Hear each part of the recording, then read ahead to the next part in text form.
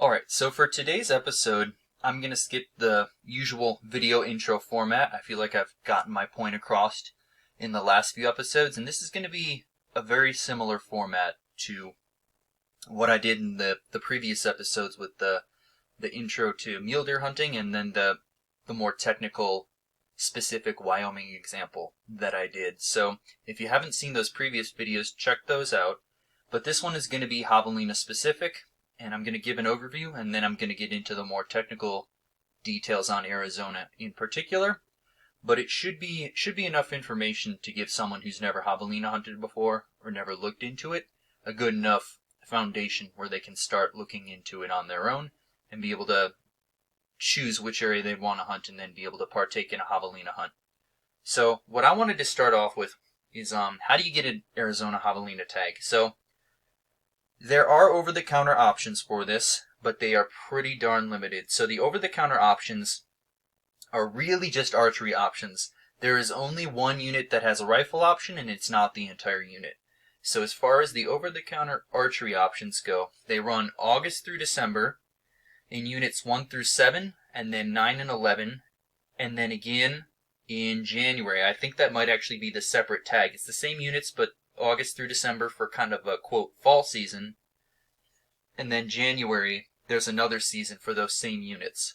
Now, the thing about those units, 1 through 7, and then 9 and 11, is that's not necessarily the highest population densities of Javelina, which might be why they're running those as over-the-counter. So the other stats that I wanted to include, the ones that I think are really relevant, are their limited entry options.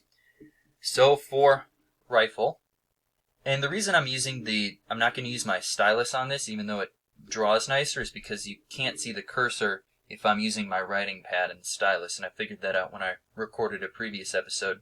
So I'm going to stick to the mouse when I'm drawing this out, even though it's a little sloppier. But for rifle,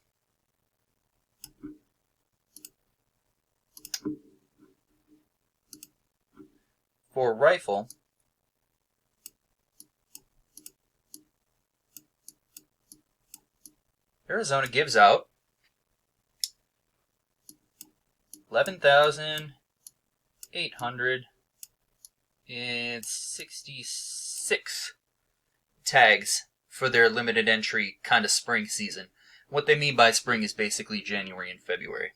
So it does coincide with their, quote, spring coos deer and mule deer archery seasons as well. So you can kind of combo. And then for handgun archery muzzleloader, so they have this thing called a ham tag. It's, like I just said, handgun archery muzzleloader. It just has a different season date, where I believe their archery season for Javelina is in January to coincide with the mule deer and coos deer archery. The ham is kind of mid-February after all the deer seasons are over, and then the rifle is late February after all of the deer seasons are over. So these Javelina seasons don't coincide with any deer seasons, which is why when I was on my ham hunt for Javelina, I didn't see any other hunters the entire time. So for ham tags, they give out 6,000. And then for archery, they give out 8,786 tags.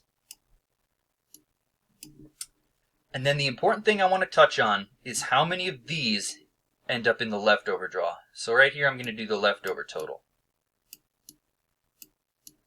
And then I'm going to explain how you can pick up leftover tags, or how you can use this info to plan out your hunt. So as far as leftovers go, there were, after the 2019 drawing concluded, there were 2,018 rifle.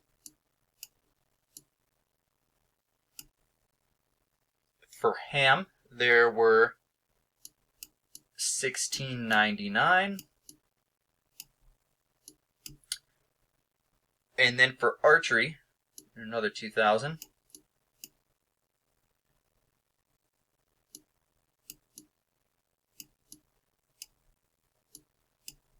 So this is how many of this total ends up being left over.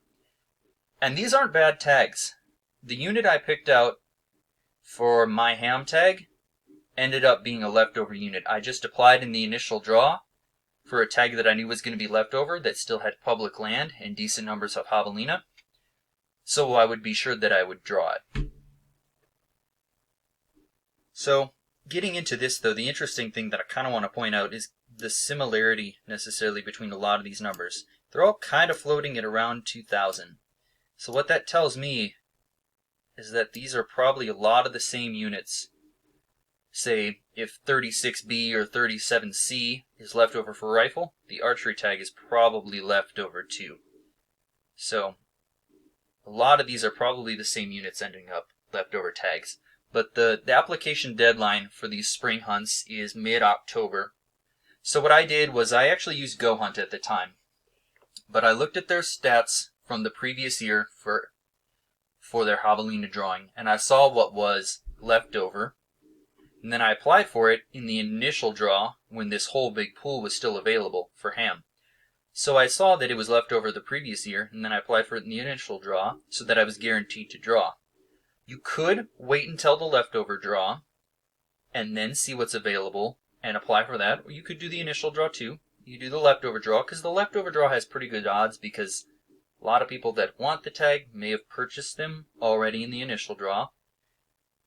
Or you could be really proactive, and this is honestly what I would recommend, is I would call their fish and game department and see what was left over the previous year. I looked for this information for you guys and I couldn't find it. All of the links that will link you to the leftover list will link you to a current leftover list, and since the leftover draw already concluded, they don't leave the information for what was left over still up there. So it's actually really hard to figure out what was previously left over. I couldn't find that information for Arizona. So if you're interested in a unit, I would call their Department of Wildlife and ask, hey, was the archery tag for Unit 37B left over the previous year? And they would say yes or no. I actually don't think any of Unit 37's tags were left over. So I was able to get the drawing stats for the units that weren't left over, but there was just no information on their drawing stats for units that didn't get all picked up in the draw. So they didn't list, like, say, Unit 33 didn't get drawn out all the way in the initial draw and it wasn't leftover. Well, for some reason they didn't include it at all in the drawing stats, so it's kind of hard to figure this out. I would recommend calling them and asking if a unit was left over the previous year if you're interested in doing it that year.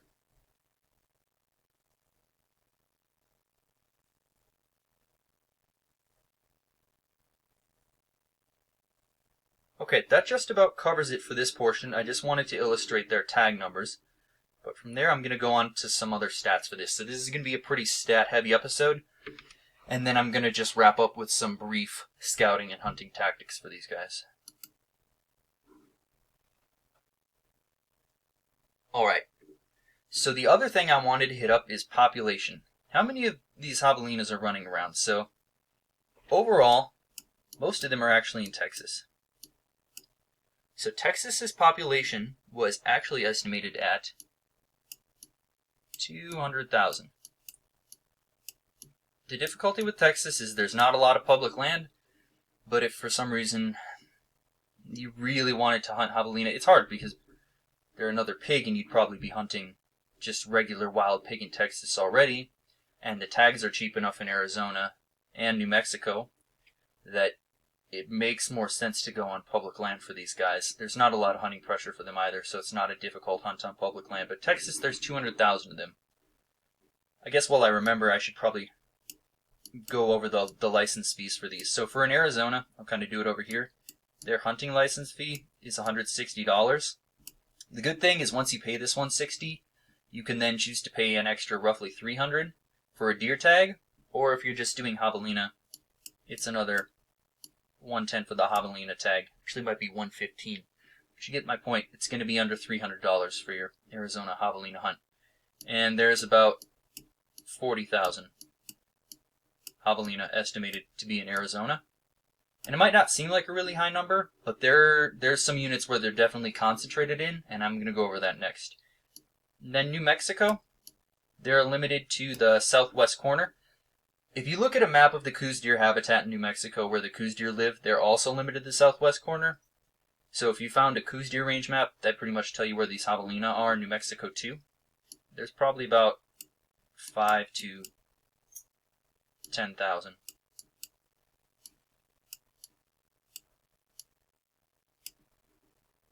Let's make that a little better. 5 to 10,000 Javelina here. Same thing with Arizona. A lot of the range that's occupied by Coues deer in Arizona is occupied by Javelina. This unit that I hunted actually had really good Coues deer populations. I didn't see a single mule deer the whole time I was in this unit, but I saw probably about 20, 25 Coues deer and some decent bucks there, probably about 3 mature bucks. So the habitat overlap between Javelina and Coues deer.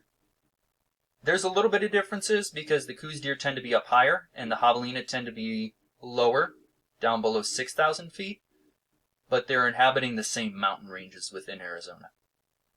So this is the overall population totals for each state. This kind of give you another idea. Really, if you don't want to hunt, pay a probably pretty hefty fee for access to private land in Texas, you're really limited to Arizona and New Mexico. And even though New Mexico's population is a lot lower, it's a very limited range. It's only that southwest corner of New Mexico, so the population density is actually probably pretty on par with Arizona, even though it's so much lower. Alright, so from there I'm going to go into the top 5 units based on the quota numbers for this. Alright. So let me draw a map of Arizona for you guys real quick here.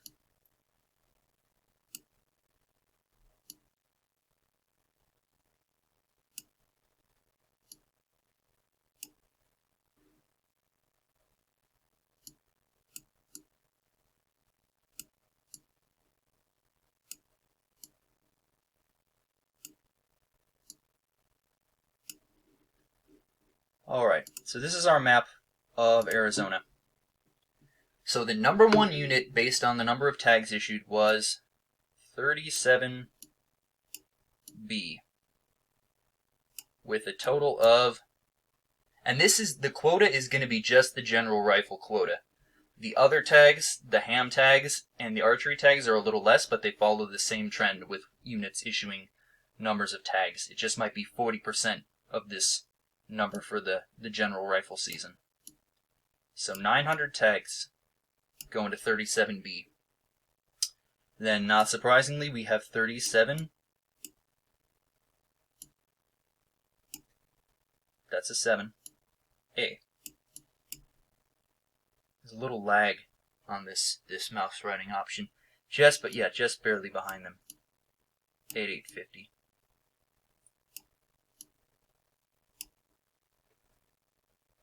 Alright, and then we have 20B. And then I'm going to show where these units are on the map. 20B. With... yeah, I don't know what's going on with this mouse. This is the first time it's acted up this horribly. 20B, 625 tags.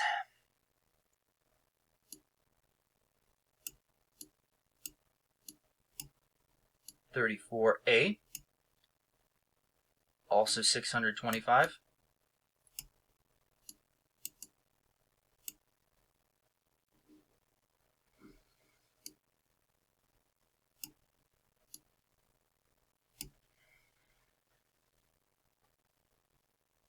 .22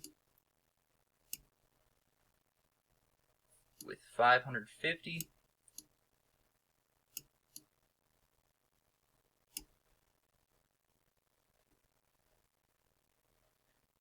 And then let's lump these together. So 36 A and B, even though this is separate tags, they issued the same number.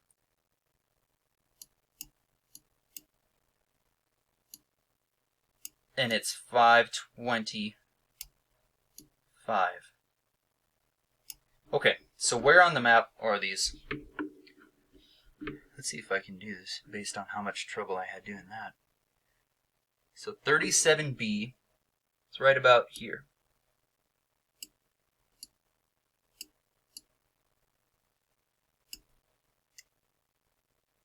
.37A is right here, so I'm just going to do the A, save on space. 20B, it's right up here. And if you guys want, just skip through this. Dig up a map of the hunting units in Arizona on Google and look at it yourself. But I just want to be pretty comprehensive in the videos I'm doing.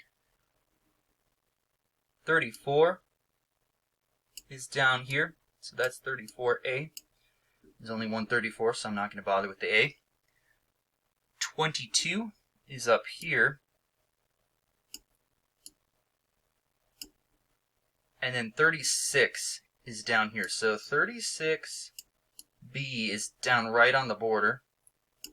And then 36A, I believe, is right above it.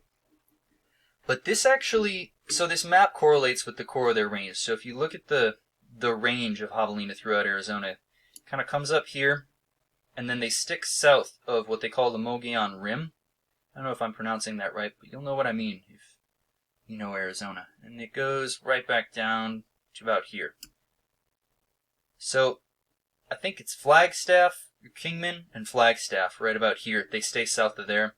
There's none up by the Arizona Strip or the Grand Canyon here, and there's none in the big painted desert, I believe, over here. So they're south in the Sonoran Desert area, and usually south of the high mountain range here. So if you were to look on a map of the Coues Deer Range in Arizona, it's pretty similar to this. And they continue on into this southwest corner of New Mexico down here, and then down on into the far western portion of Texas. But this is their core range, especially down here right on the border. And then I guess there's a pretty dense population right up here, west of Phoenix in these foothills here, based on the number of tags they're giving. So, once again, I apologize. This looks horrendous, but this mouse just isn't writing properly. And if I use my stylus, you can't see what I'm doing with the mouse here. So, this is the number of tags issued in descending order. These units are usually going to have your highest population. So if you want to hunt a high population unit, these are the ones you want to look at.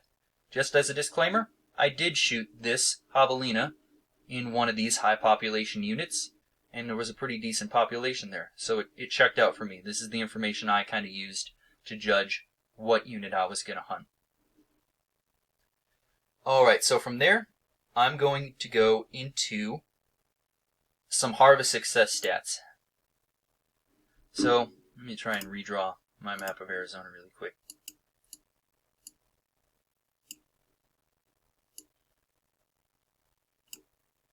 Okay, so this is Arizona once again, and I'm going to kind of do the same thing. I'm going to try and keep the handwriting together this time. But these are the top 5 units by success rate. Difficult thing was they only published it for the fall general season youth hunts. They did not publish the success rates for the more sought after spring hunts, which is the bulk of the javelina season. So the spring ham tags, which is January, the spring hunts are January, February, the ham tags is February, the rifle tags are February, and the archery tags are January. They didn't even publish the harvest stats for these seasons. So the only indicators I have to go by are the youth fall general season success rates. So take this with a grain of salt. This is individuals under 18. At least they have rifles, but this is their harvest success rate stats for javelina. So the number 1 was Unit 10 with 68%.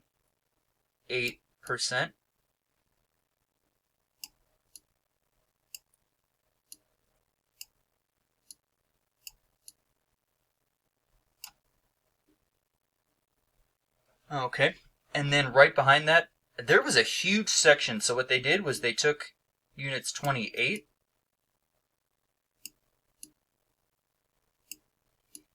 through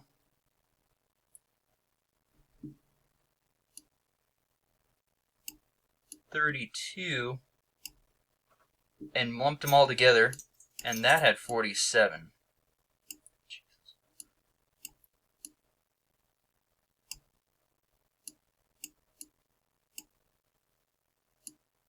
47. I'm going to skip the percent sign because that was hard to draw with the way the mouse was acting up.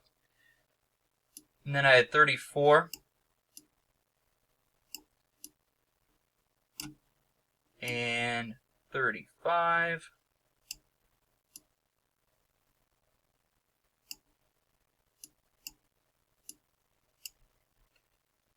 At 27.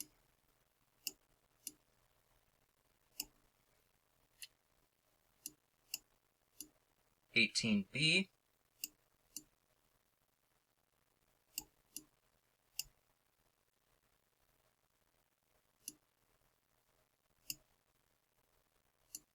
Which was at 26% successful.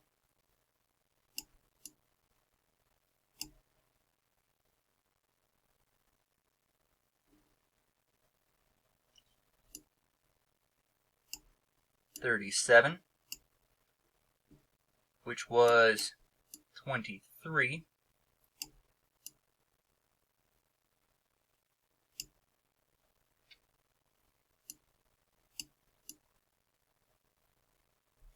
And then 16A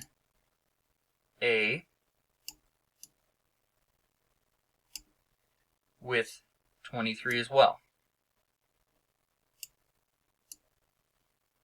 Then once again, you can whip out a map and just look at where these units are. But I'm just going to quick tag them on the map here for you. So 10 is up here at kind of the northern extent of their range. 28 through 32 is this southeast corner here. So I'm just going to pretty much block this off. It goes something like that. But that's, yeah, let's just do this. 28 through 32 is right there. 34 and 35 appeared somewhat last time, at least 34A did, but they gave them A and B and 35 A and B. So 34 is up here.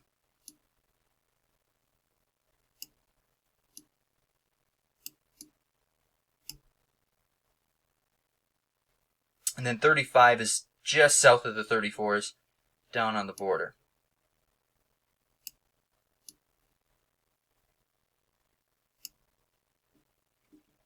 $18B was way up here again.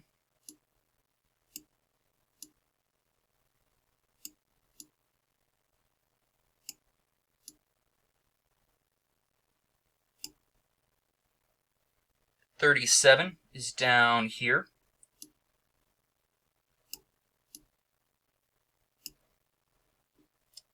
And then 16A is this side here. Remember, these are rifle harvest stats. So 23% on an animal that's as easy to stalk as a javelina with a rifle isn't good.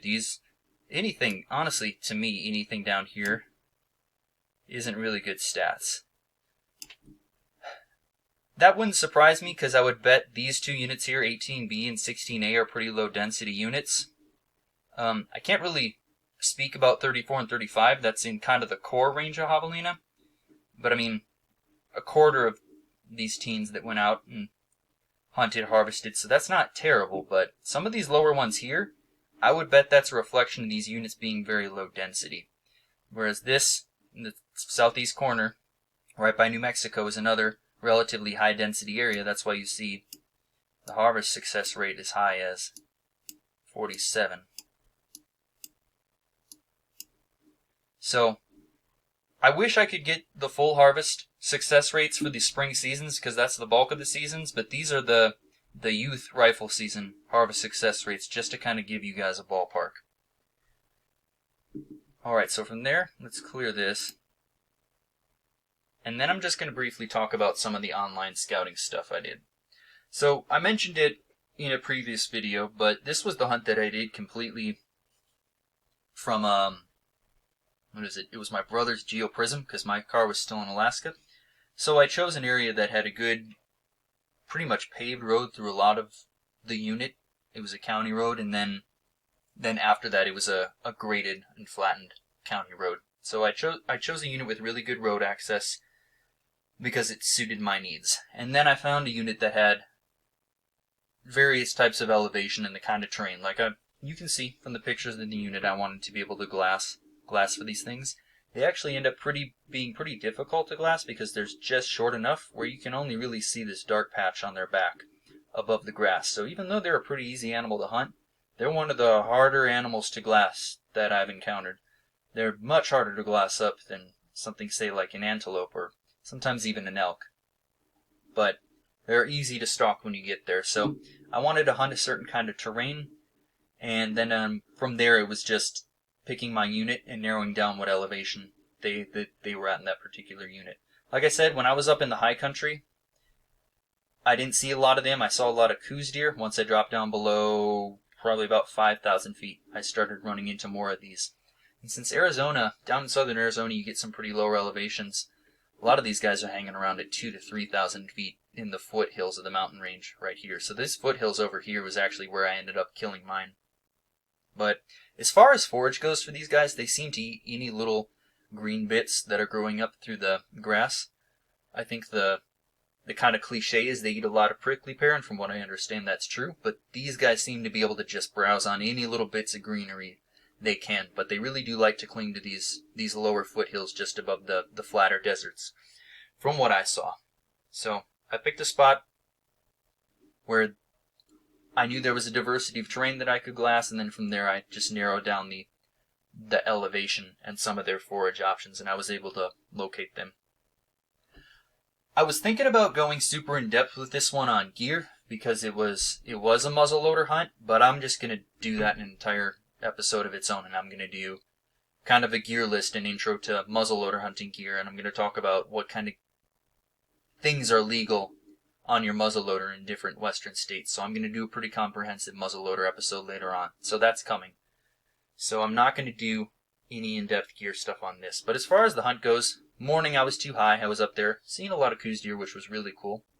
On this hunt I actually, totally tangential, but I saw a pair of coyotes dive right headlong into a herd of coos deer and scatter them. They didn't catch any of them, but some of those younger coos deer, the yearlings, are small enough where coyotes can probably actually predate on those pretty successfully. I never necessarily put two and two together, these being a smaller species of deer, and then coyotes being very opportunistic and having been known to take on full-size mule deer and whitetail deer if they get the opportunity or if the individual is sick or injured. So that was a really interesting thing that I got to see, but like I said, totally tangential. Didn't glass anything up in this high country, but then as it approached evening, there was a pretty strong wind, and I used that wind to my advantage. So when I was in these foothills, I just glassed the kind of sheltered side from the wind. So if the wind was coming in from this side here, I glassed all the opposite slopes that would have been sheltered from that wind, and that's where I ended up finding them kind of browsing underneath some of the trees and the grass there. And then from there, stalking in on them is just a matter of walking straight into the wind. I genuinely don't think these animals have a chance of spotting you, but hearing you, yeah, that could happen, and smelling you, oh yeah, from what you hear, definitely. But as long as you can keep the wind on your side when you're stalking these things, you have no problem getting within 20 yards easy. You could probably push it to 15. These things seem to have that poor vision, so just make sure you've got a good consistent wind when you're doing that stalk, and you should be able to get in on them. But that just about covers it for Javelina. I think it'd be a waste of time applying for bonus points in Arizona to draw these things when you can draw a perfectly fine unit like this with a lot of Javelina for 0 points.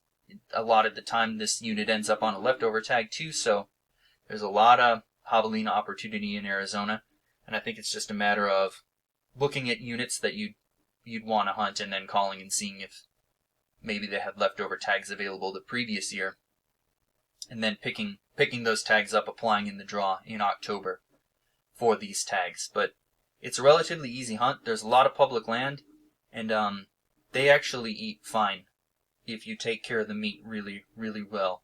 They do get noticeably more gamey than mule deer, whitetail, or even antelope, but if you put them in a decent marinade and you've taken care of your meat in the field, I got this guy on ice within an hour of having him skinned out. So he was on ice really quick, and I think that helped a lot. But if you treat the meat well, they end up tasting just fine, and you can eat it. So that's another thing. But that just about wraps it up. I hope you guys learned something from this. But if you have further questions, if there's something I didn't cover that you think is crucial, leave that question down in the comments, and I'll get to it. But once again, thank you guys for being here.